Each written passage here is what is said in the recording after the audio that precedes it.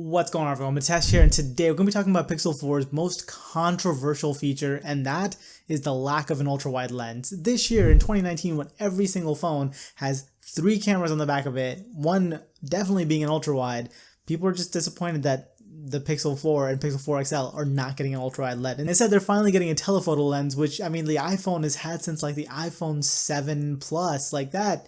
Is such a long time to have a telephoto lens, and Google is finally stepping up to like, yeah, you know what, we'll add a second lens, we'll add a telephoto. And yeah, it's just a weird move, but I'm here to tell you that if they could only have 2 lenses, which in the Pixel world apparently you can only have 2 lenses, if they can only have 2, I'm actually kind of glad they added a telephoto instead of an ultra-wide. Now I know all the other favorite content creators, all the YouTubers have basically said they would much rather have an ultra-wide than a telephoto, but you know what? I disagree because I think there's more often where I want to get closer to a subject than I want to step far away from it. Now, that may be just where I am. I don't take that much video with my phone. Actually, I use it much more for photography than I do for videography, so maybe that's where the difference is. But for me personally, I can step away from an object really easy. I can't get close to some of the things that I want to take pictures of. Like, people will say, oh, you can always just walk closer to it. Like, you know what?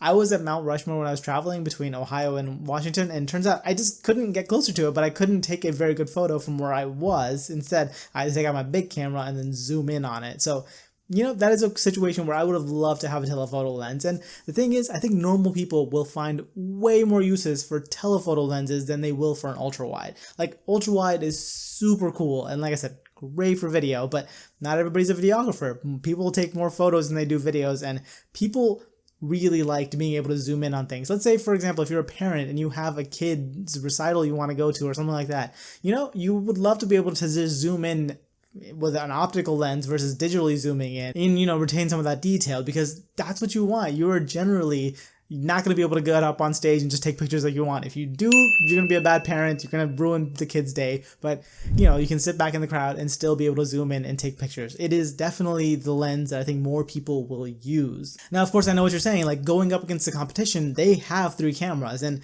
I agree. If the Pixel could have had all 3 cameras, that would have been the best of all worlds. But I don't know. I have no idea why Google decided not to add an ultra-wide. I think they take their time slowly. Honestly, what I thought they were going to do is just maybe have an ultra-wide and a telephoto lens, and then, you know, just approximate the regular wide angle from using those 2 lenses, because that is something that I can see Google doing with all their bragging about computational photography.